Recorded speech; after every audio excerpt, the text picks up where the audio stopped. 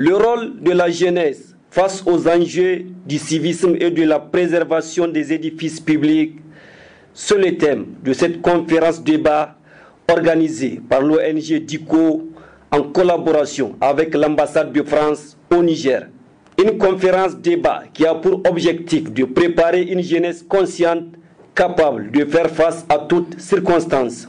Ainsi, les jeunes du quartier Talagué et environ ont massivement participé à cette conférence débat animée par un éminent conférencier. Le président de l'ONG DICO est revenu sur les objectifs visés par cette conférence débat.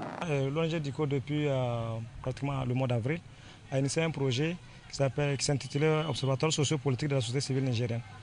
Autour de ce projet, il y a deux activités principales. La mise en place d'un site d'internet qui servait pour les sondages d'opinion de la société civile nigérienne et aussi les conférences publiques dans les espaces publics. Et ces conférences traiteront des thèmes d'actualité et des thèmes aussi qui sont d'enjeu pour la République. C'est pour cela que le lancement, on a eu à traiter un thème sur le rôle de la Cour constitutionnelle de la préservation de la stabilité politique.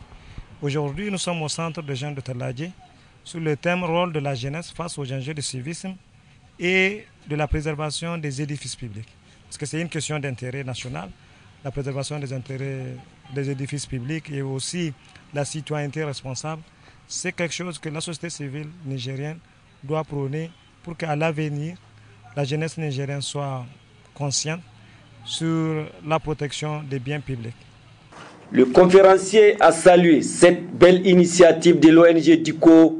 Il a également notifié l'importance du thème. Aujourd'hui, le premier thème qu'on a eu à traiter ici à Talagué, au centre de jeunes, il s'agit du rôle de la jeunesse face aux enjeux de civisme et de la préservation des édifices publics.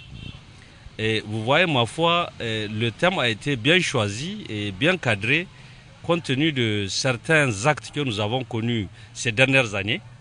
Ne serait-ce que les derniers, quand vous prenez les manifestations de 17 et 18 janvier qui ont provoqué la colère de la population.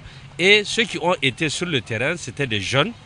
Et ces jeunes-là, par mes connaissances, se sont attaqués à des édifices publics et même à des propriétés privées. Or, ça, je pense qu'en voulant cultiver et élever le degré du civisme de la jeunesse, c'est vouloir aussi éduquer et conscientiser davantage la jeunesse pour l'amener à prendre en charge ses propres préoccupations, ses propres problèmes, et au détriment de ceux qui veulent utiliser la jeunesse à d'autres fins. Les participants se disent très édifiés sur certains sujets d'actualité. J'ai réussi beaucoup de choses sur la gérance de biens publics, aussi pour la préservation des biens publics et aussi pour, comment on appelle ça, pour la traitance même des biens publics. Et aussi, le conférencier a développé un point très important.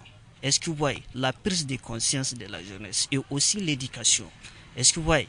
Donc ici, tant qu'on n'a pas reçu une éducation vraiment consistante, on n'arrive pas vraiment à développer aussi le civisme.